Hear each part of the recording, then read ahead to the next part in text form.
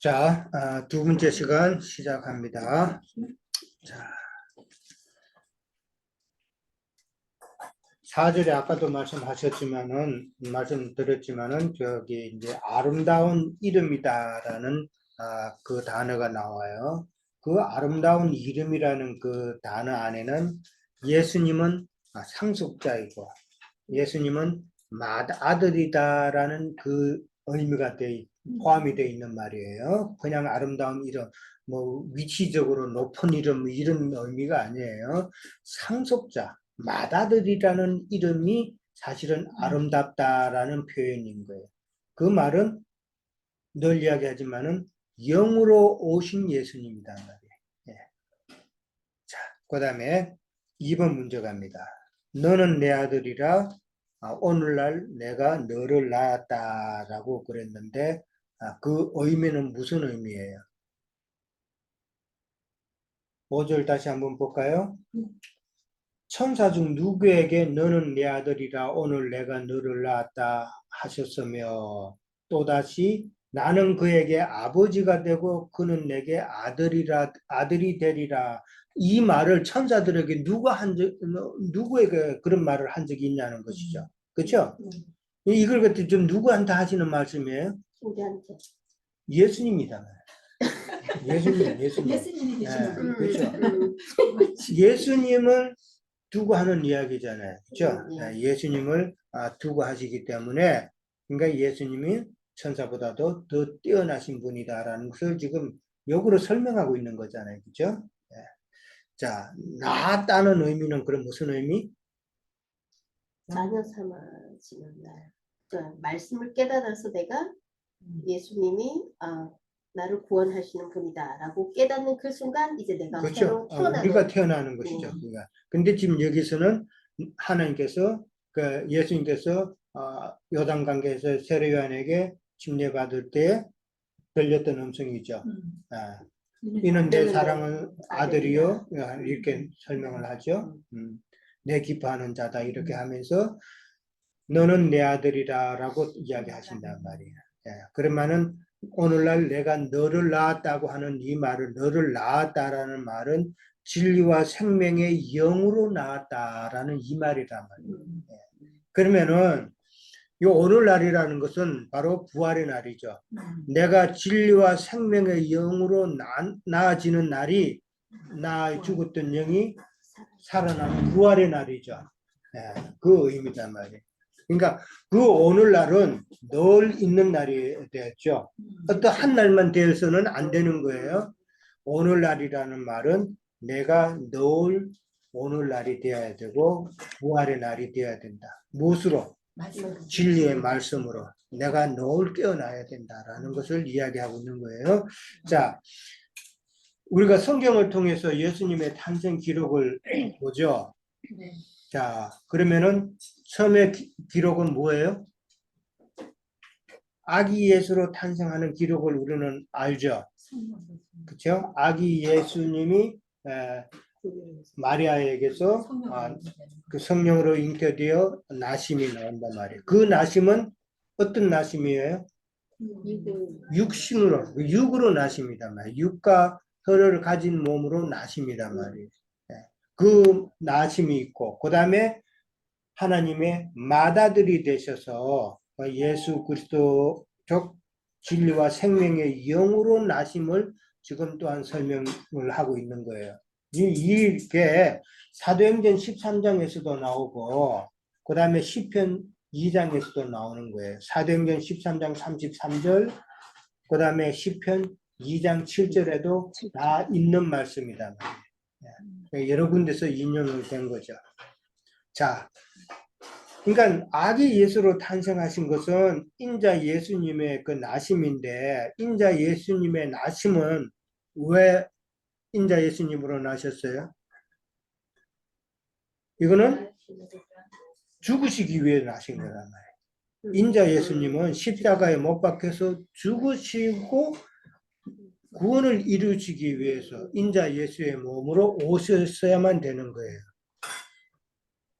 보통 사람 그런 말을 하는 사람이 있어요.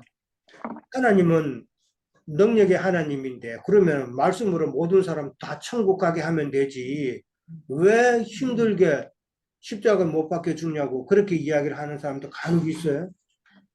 그건 말이 돼요? 우리가 지난번에도 배웠죠? 피 흘림이 없으면은 죄 사함이 없다고 그랬죠? 예. 그래서 예수님이 이 땅에 오셔서 인자 예수의 몸은 죽으셔야 된단 말이에요. 그게 십자가 못 박힌 이유단 말이에요. 아셨죠? 예. 그 다음에 이제 영으로 나신 거예요. 영으로 나시면 예수 그리스도의 나심인데 그는 왜 영으로 나셔야 돼요? 인자 예수님은 죽으시기 위해서 오신 것이고 영으로 오신 예수님은 왜 오신 거예요? 이제는 살리는 영으로 오시기 위함이단 말이에요. 이 차이가 있죠? 인자 예수님은 죽으시기 위해서 오신 것이고 영으로 오신 그 예수님은 우리를 살리시기 위해서 오신단 말이에요. 이 말은 영의 말씀이 우리를 살리는 것이지 문자적인 말씀은 모세의 율법은 우리를 살릴 수가 없다는 이야기가 되죠. 이 놀라운 비밀인 거예요. 네. 그러니까 하나님의 말씀을 영으로 깨닫지 못하면은 우리가 영원히 살아날 방법이 없다. 그게 안 되니까 부족하니까 이게 안 될 것 같으니까 내가 좀 더 감히 해서 종교적인 열심으로 그다음에 헌금으로 그다음에 선교 따라가고 수고하는 것으로 내가 그거를 채우려고 그러는 것이죠. 그건 다 종교 행위다 말이에요. 하나님 입장에 봐서는 다 그것은 헛것이다 말이에요. 헛된 믿음, 헛된 행실이다 말이에요. 자, 이런 말씀을 우리는 잘 알고 있고 그 다음에 나는 그에게 아버지가 되고 그는 내게 아들이 되리라. 그래서 이 아버지라는 말 때문에 세상에 있는 사람들이 삼위일체라고 자꾸 이야기해요. 근데 우리는 삼위일체는 아니죠. 한 하나님이다 말이에요. 예.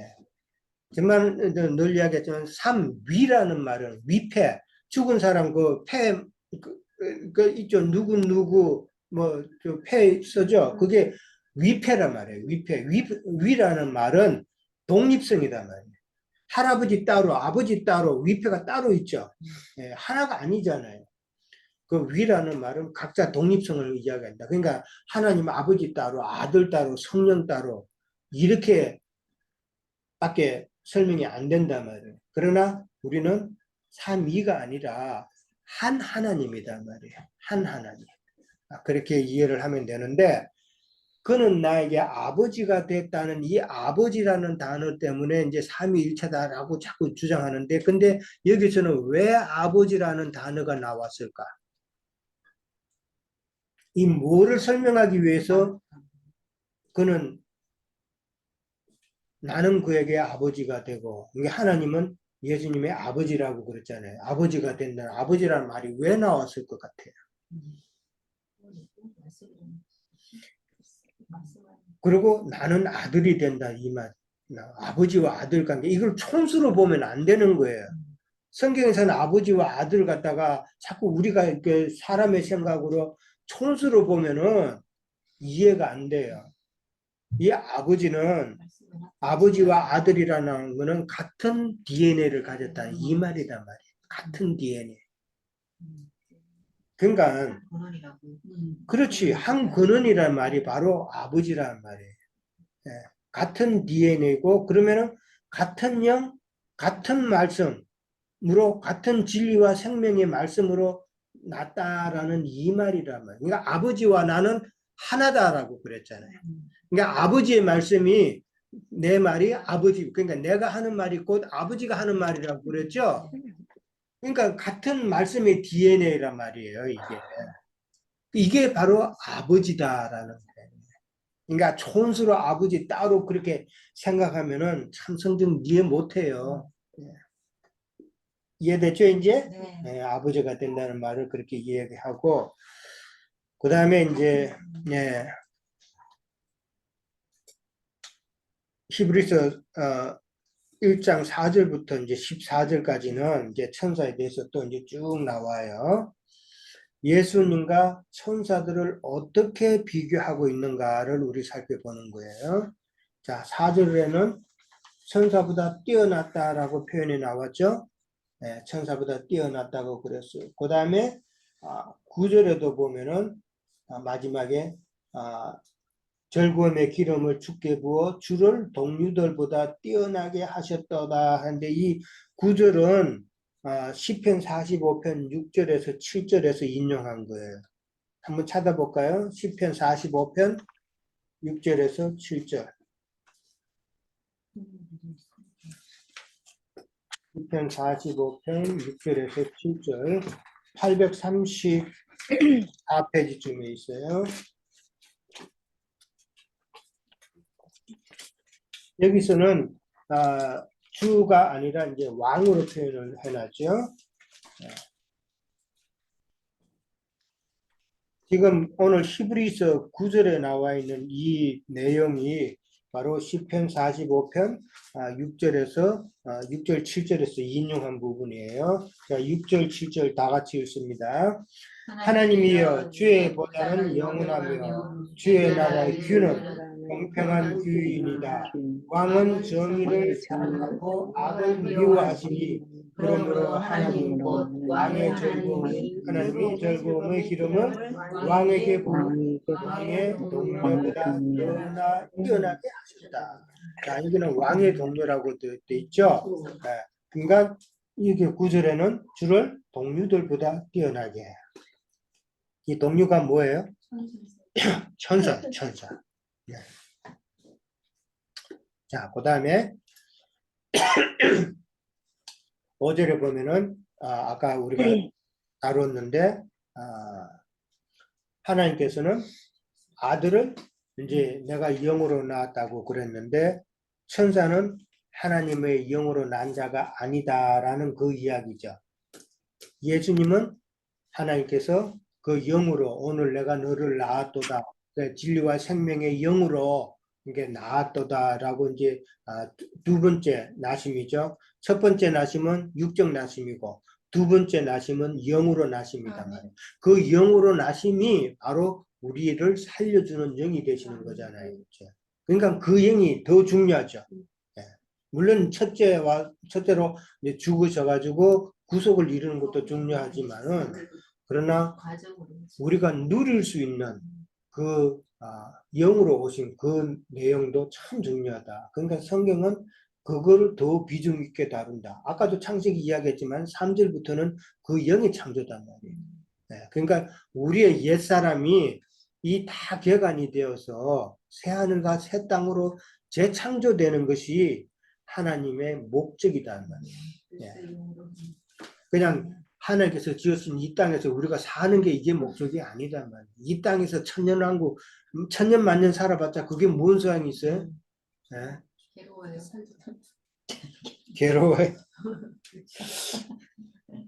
내가 그렇게 심하게도 안 했을 텐데 뭘 괴롭다고 그래.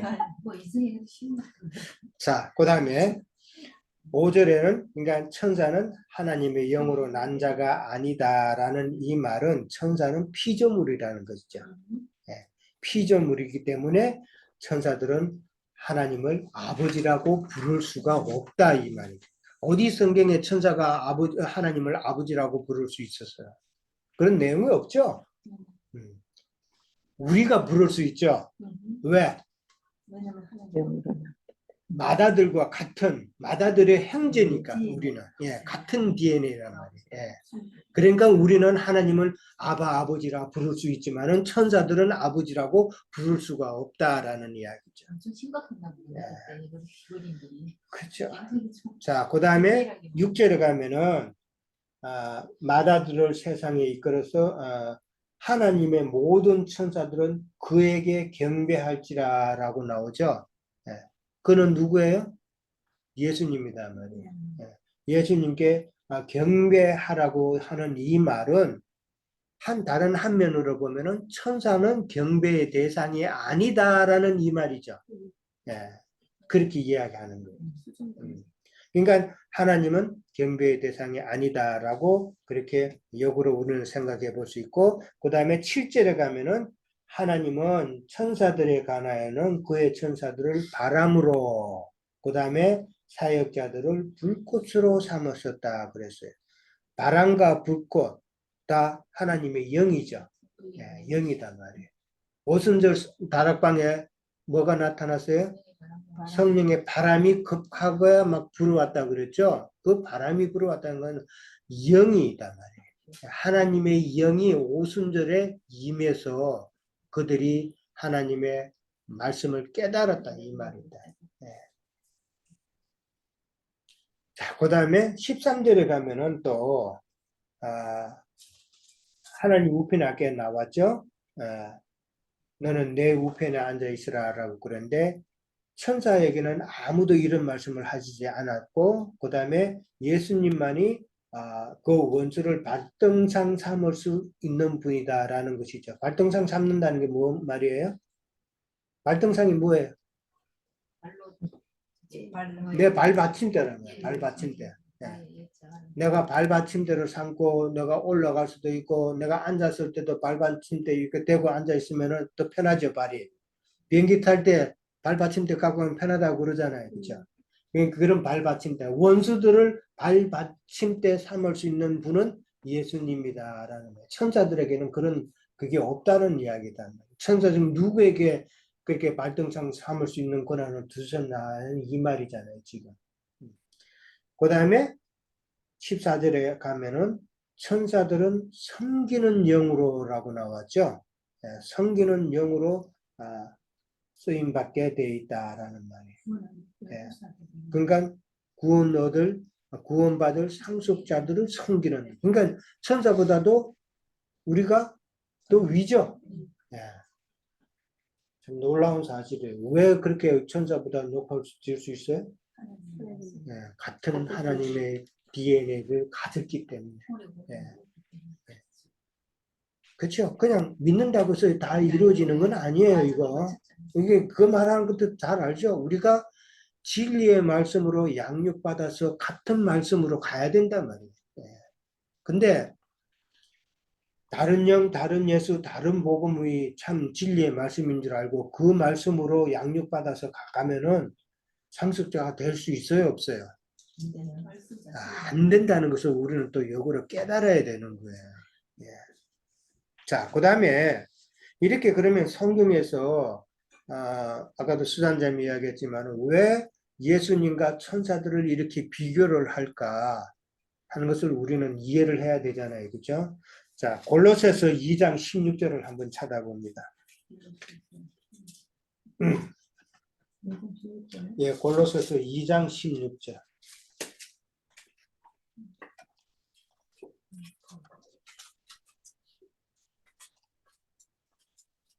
2장 16절부터 19절까지.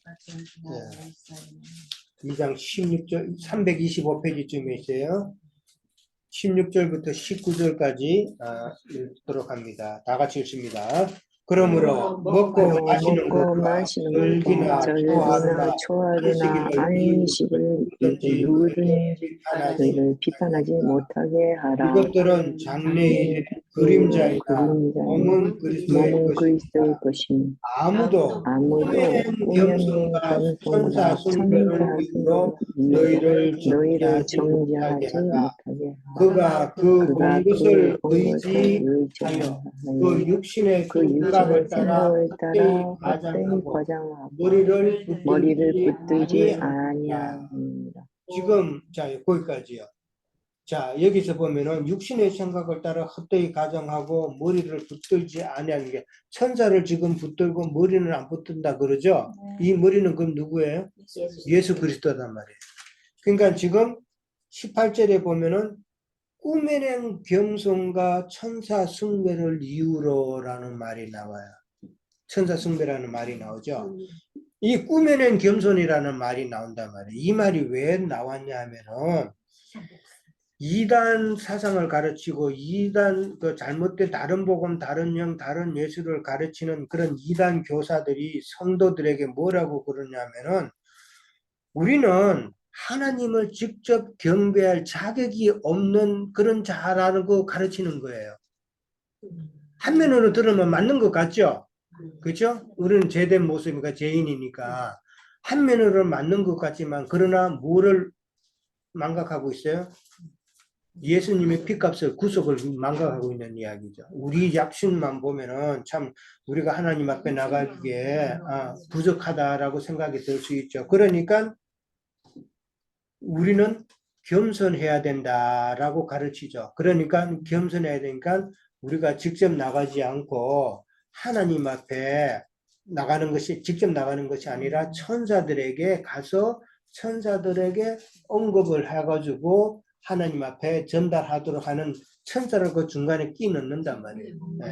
이게 천사 숭배 사상이 된 거예요. 그러니까 직접 하나님 앞에 그렇게 나갈 우리가 자격이 안 되니까 천사들의 중재가 필요하다라고 가르치는 그 사상이 천사 숭배 사상으로 발전이 된 거란 말이에요. 그러니까 이 꾸며낸 거짓이라는 것은 잘못된 겸손이죠. 겸손이라는 것은 꾸며낸 겸손이라는 것은 억지로 거짓된 그런 겸손이단 말이에요. 자, 그러니까 천주교에서 이런 사상이 있죠. 천주교에는 성인식을 하는 경우 성인 숭배 사상이 있어요. 성인식을 하죠. 그게 뭐예요? 신부들 중에서 천주교를 믿는 그 사람들 중에서 뛰어난 사람들을 영적으로 뛰어나다고 생각하는 사람, 하는 공헌이 있었던 사람들을 갖다가 성인으로 추대를 해요. 그렇죠? 네, 성인은 그렇죠. 뭐 누구 하면서 한국의 김대건 신부도 성인이죠. 내가 알기로는 그런 것 같아요. 성 김대건 신부 이런 식으로 한단 말이에요. 그러면 그 사람들은 성인이단 말이에요.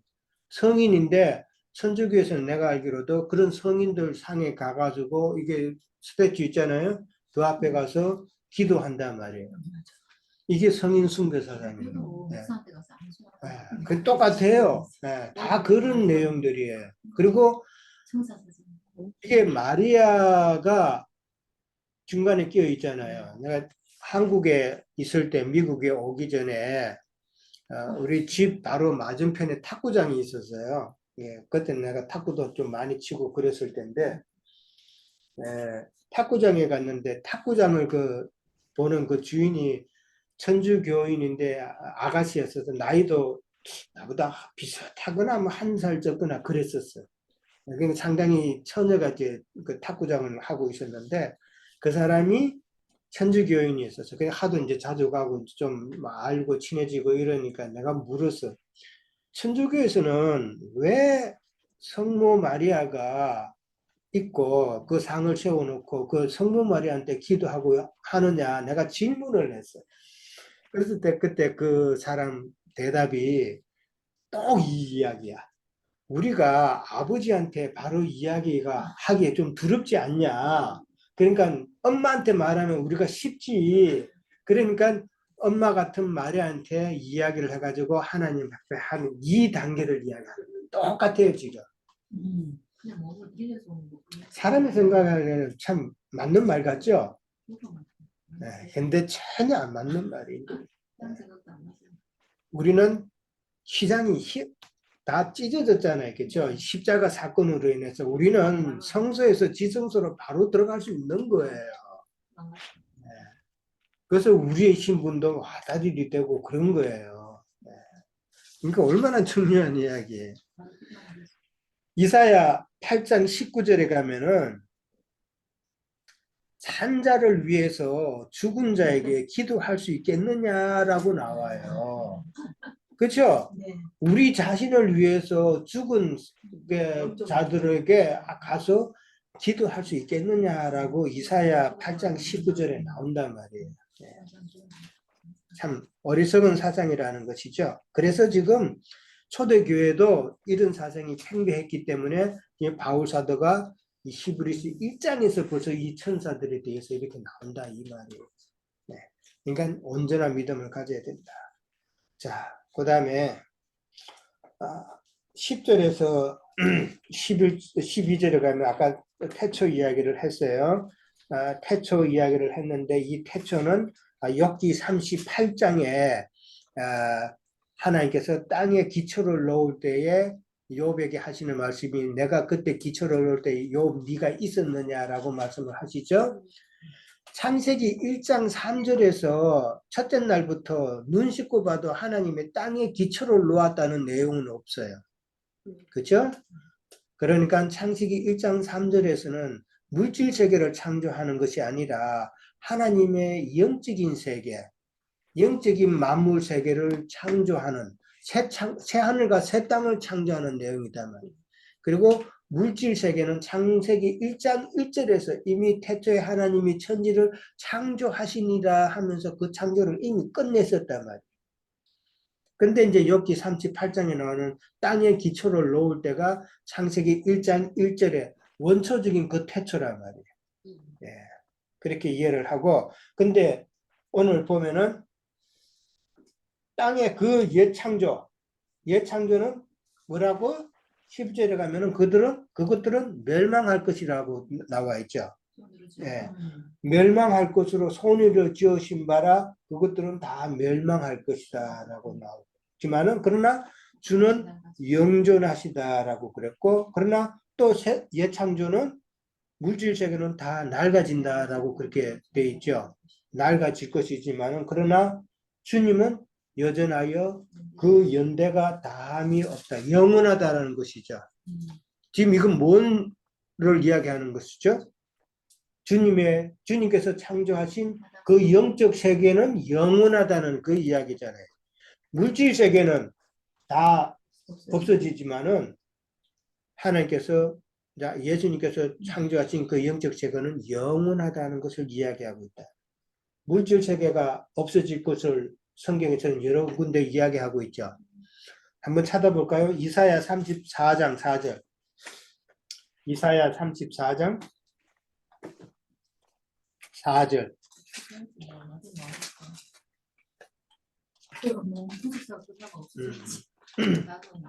자, 아마 들어봤을 거예요. 1006페이지 정도쯤에 있어요. 1006페이지쯤에 이사야 34장 4절. 자, 다 같이 읽습니다. 하늘의 만상이 사라지고 하늘들이 두루마리 같이 말리되 그 만상에 세자나무 구도나무 잎이 마른 같고 무화과 나무 잎이 마른 같으리라. 자, 하늘이 두루마리처럼 말린다는 이 표현이 참 시적인 표현이죠. 이 말이 무슨 말이에요? 하늘이 없어진다.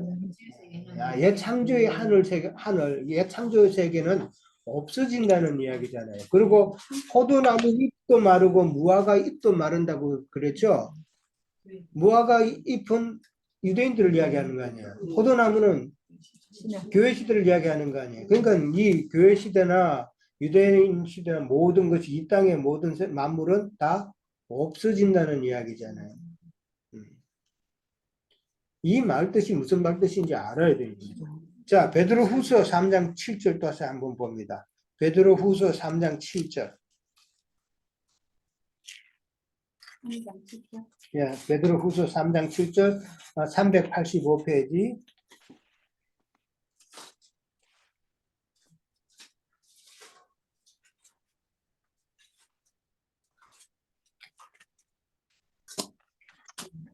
자, 나왔죠? 7절 먼저 봅니다. 다 같이. 이제 하늘과 땅은 그 동일한 말씀으로 불사르기 위하여 보호하신 바 되어 경건하지 아니한 사람들의 심판과 멸망의 날까지 보존하여 두신 것이라. 자, 여기서 하늘과 땅, 그러니까 이 만물은 언제까지 보존하여 뒀다고 그랬죠? 언제까지? 심판 때까지. 네. 사람들의 심판과 멸망의 날까지, 그러니까 천년왕국 시대 마지막 멸망의 날까지 보존하여 두었죠. 그러니까 천년왕국이 끝나면은 이 땅은 다 없어질 것이라는 말이잖아요. 그렇죠? 그 다음에 10절에 다시 갑니다. 10절에 다 같이. 그러나 주의 날이 도둑같이 오리니 그날에는 하늘이 큰 소리로 떠나가고 물질이 뜨거운 불에 풀어지고 땅과 그 중에 있는 모든 일이 드러난다. 다 이거 없어진다는 이야기죠. 네. 이게 뭐 설명하려면 또 많이 기니까 일단 넘어갑니다. 이게 뭐 풀어진다는 이 말은 이제 없어진다는 말이고, 뭐 물질이 뜨거운 물에 풀어진다는 뭐 이 물질이라는 말은 뭐 원소들 원소 네. 하나까지 마지막 뭐 물질적인 뭐 어떤 그 행체에 있는 게 아니라 원소까지 다 없어진다는 이 말이에요. 자, 그다음에 아까도 이야기했지만은 그런 예창조는 지금 창조 이야기가 나오는 것은 예창조는 누가 상속받는다? 천사들이 상속받는다. 그러니까 예창조를 하나님께서 지으시고 천사들에게 다 맡기셨죠. 그렇죠? 천사들이 다 맡기죠. 운영을 맡기셨단 말이에요. 그러나 새 창조는 영적 아브라함의 자손들이 상속받는다라는 것을 지금 이야기하는 거예요. 예수님이 상속받으시고 예수님이 세계고 그 다음에 예수 안에 있는 자들이 우리가 상속을 받는다라는 것이죠. 물질 세계는 그러니까 어디까지는 모형이죠. 그렇죠? 근데 모형을 붙들고 있으면 안 되잖아요. 뭐 아파트 같은 거 이렇게 뭐 하우스 같은 거 이렇게 지으면은 일단 가건물로 모형을 만들죠. 예? 모형을 만들지만은 진짜가 다 세워지면 그 모델은 없어요. 없어지죠. 그럼 근데 자꾸 모형에 들어가서 살려고 그러면 안 되잖아요. 참 실체가 된 예수 그리스도 안에 들어가서 우리는 그 해야 되잖아요. 이 이야기단 말이에요, 지금. 근데 물질 세계를 통해서 모형을 통해서 아하 이 집이 내가 들어갈 집이 어떤 집이라는 것은 대강은 알 수가 있죠. 그게 모형의 역할이잖아요. 이 물질 세계를 통해서 우리가 하나님의 뜻을 알 수가 있죠. 그렇잖아요. 물질 세계에 돌아가 비가 오고 뭐 하늘에서 비가 오면 이 새싹들이 더 잘 자라고 뭐가 더 잘 되죠. 뭐 텃밭 같은 데 가보면 채소들이 더 잘 자라잖아요. 이 말은 무슨 하나님 뜻을 깨닫죠.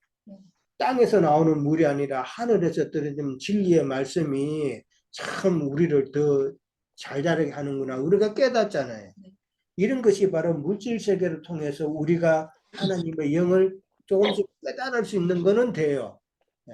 그러나 물질 세계가 우리가 영원히 거할 곳은 아니다라는 거예요. 여호와 증인이 물질 세계에서 천년왕국 세력을 이루면서 산다는 이 말은 성경을 몰라도 너무 모르는 거예요. 왜냐?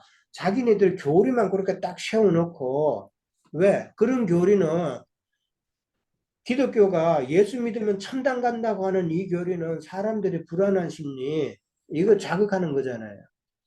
근데 또 여호와 증인도 이 땅에서 자기네들만 다 그렇게 오랫동안 살 거다. 신천지가 자기네들을 그 영역 안에만 들어오면 신천지 다 구원받는다. 뭐 이런 식으로 다들 하잖아요. 참 성경 말씀을 살짝 그 변기에서 자기네들이 이익을 위해서 그렇게 하잖아요. 그거를 잘 분별해야 된다. 그것을 우리는 깨달아야 되고, 자, 결론적으로 골로새서 1장 15절 읽고 마치도록 합니다. 골로새서 1장 15절.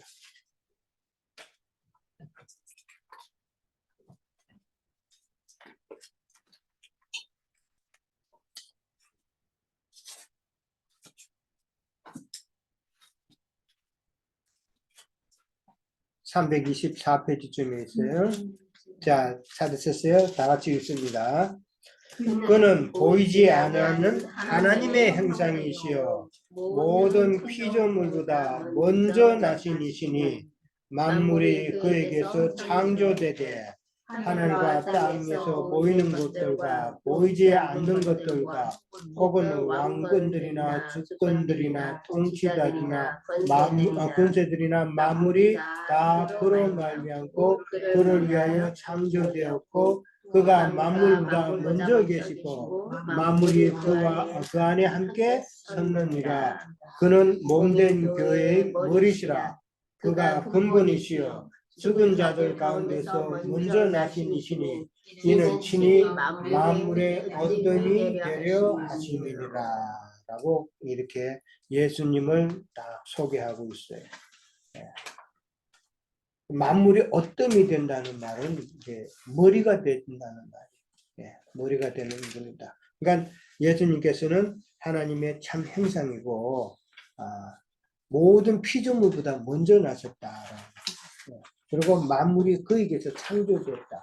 이 만물은 물질 세계와 영적인 세계 모든 만물이단 말이에요. 이게 다 예수 그리스도를 통해서 났기 때문에 예수님을 우리는 붙들고 가야 된다라는 것을 지금 바울사도는 이야기하고 있는 거예요. 자, 여기까지 합니다. 일단 마칩니다. 감사합니다.